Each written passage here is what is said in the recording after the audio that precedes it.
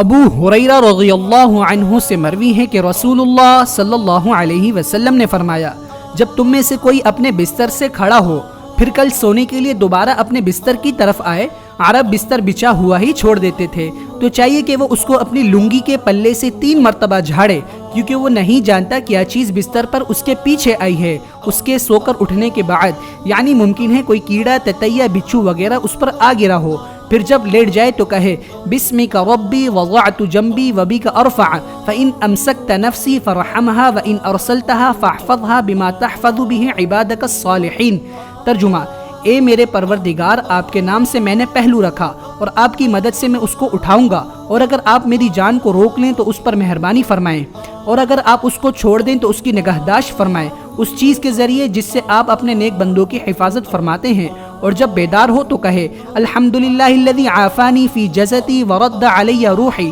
واذن لی بذکری۔ ترجمہ: تمام تعریفیں اس اللہ کے لیے ہے جس نے میرے جسم کو عافیت بخشی اور مجھ پر میری روح واپس پھیر دی اور مجھے اپنے ذکر کرنے کی اجازت دی، یعنی موقع فراہم کیا۔